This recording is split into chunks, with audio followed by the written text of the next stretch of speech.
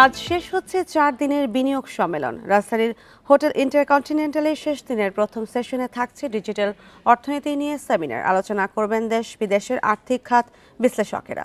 একই সময় অন্য হলরুমে পোশাক খাত নিয়ে আলাদা সেশন অনুষ্ঠিত হবে। এতে অংশ নেবেন তৈরি পোশাক ও টেক্সটাইল খাতের উদ্যোক্তারা। এছাড়া দুপুর 2টা থেকে 5টা পর্যন্ত থাকছে স্বাস্থ্যসেবা ও কৃষি নিয়ে আলাদা সেশন। বান্ডেল থাকলে প্রতি সেনমানিতে টাকা বাঁচবে। বিকাশ সেনমানি বান্ডেল কিনে জিতুন প্রতি লেনদেনে। এই মুহূর্তে হোটেল ইন্টারকন্টিনেন্টালে আছেন সহকর্মী তহিদ রানা, যাচ্ছি তার কাছে। তহিদ রানা, আজ কোন কোন বিষয়ে সেশন থাকছে এবং গুরুত্ব দেওয়া হচ্ছে কোন খাতে?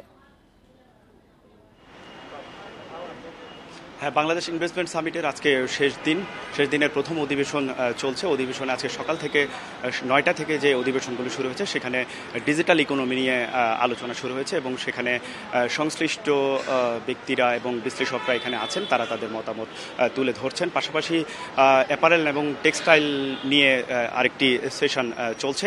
সেখানেও আমাদের দেশের যে গার্মেন্টস এবং টেক্সটাইল খাতের বিশেষজ্ঞরা আছেন এবং ব্যবসায়ীরা আছেন এবং পাশাপাশি নতুন উদ্যোক্তারাও আছেন, তারা তাদের মতামত তুলে ধরছেন সেখানে এবং তারা তাদের যে বিনিয়োগের যে সম্ভাবনা বাংলাদেশে টেক্সটাইল খাতে এবং সেই বিষয়গুলো নিয়ে আসলে বিদেশি বিনিয়োগকারীদের কাছে এই তুলে ধরা হচ্ছে। আর আজকে যেহেতু শেষ দিনে এসে বিকেল 3:30টার দিকে একটি সংবাদ সম্মেলন করবে বাংলাদেশ বিনিয়োগ উন্নয়ন কর্তৃপক্ষ। তারা আজ গত 4 দিনে আসলে কি পরিমাণ বিনিয়োগের যে প্রতিশ্রুতি পেয়েছে বিদেশি বিনিয়োগকারীদের কাছ থেকে সেই বিষয়গুলি এবং পাশাপাশি গত কয়েকদিনে যে সকল আয়োজন হয়েছিল সেই সকল আয়োজনের মধ্যে কিছু চুক্তিও হয়েছে, সেই সকল চুক্তির বিষয়গুলো কি ছিল এবং অর্থাৎ সার্বিক দিক নিয়ে আজকে একটি সংবাদ সম্মেলন করবেন এবং এই সংবাদ সম্মেলনের পরপরই আসলে পর্দা নামবে বাংলাদেশ ইনভেস্টমেন্ট সামিটের। অর্থাৎ এখানকার যে প্রত্যাশা এবং প্রাপ্তি কি ছিল সেই বিষয়গুলো আসলে তুলে ধরা হবে এবং আর প্রত্যাশা এবং প্রাপ্তির যে বিষয়গুলো যদি বলি তাহলে আমরা গতকালও দেখেছি 3টি বহুজাতিক কোম্পানি বাংলাদেশে বিনিয়োগের কথা জানিয়েছে। তারা তাদের এবং লাফার্জ হোলসিম একটি বহুজাতিক কোম্পানি, তারা তাদের ব্যবসা সম্প্রসারণ করবেন এবং চীনের হান্ডা ইন্ডাস্ট্রি যারা অ্যাপারেল খাতের ব্যবসায়ী এবং বড় ব্যবসায়ী, তারা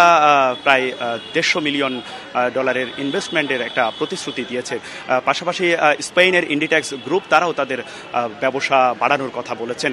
এর আগেও আমরা যেটুকু জানি যে প্রথম দিনে এসে আমাদের দেশীয় যারা উদ্যোক্তা আছেন, বিশেষ করে স্টার্ট আপ প্রজেক্টে যারা বিনিয়োগ করেন, তাদের জন্য বাংলাদেশ ব্যাংকের পক্ষ থেকেও 900 কোটি টাকার একটি ফান্ড ব্যবহারের সুযোগ থাকবে। তারা সেই ফান্ড ব্যবহার করে তারা তাদের কাজে লাগাতে পারবে নতুন নতুন উদ্যোক্তারা। একইভাবে জাইকা থেকে বাংলাদেশকে যে বাজেট সহায়তা দেওয়া হয় সেখান থেকে একটি ফান্ড ব্যবহার করতে পারবে বাংলাদেশের স্টার্ট আপ গ্রুপের উদ্যোক্তারা।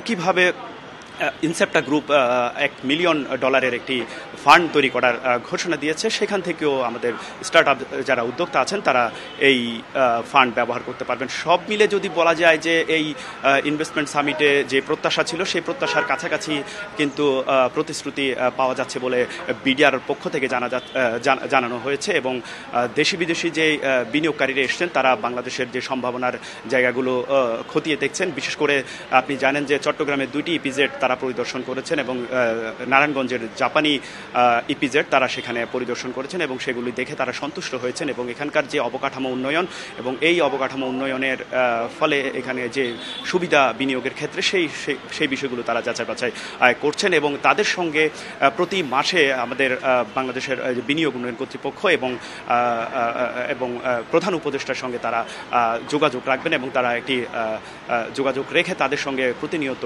কথা বলবেন এবং বিনিয়োগের সম্ভাবনাগুলো তারা তুলে ধরবেন এবং তাদেরকে আরও উৎসাহিত করা হবে আগামীর বাংলাদেশে বিনিয়োগ সম্মেলন হচ্ছে হোটেল ইন্টারকন্টিনেন্টাল এবং সেখান থেকে যুক্ত হয়েছিলেন সহকর্মী তহিদ রানা।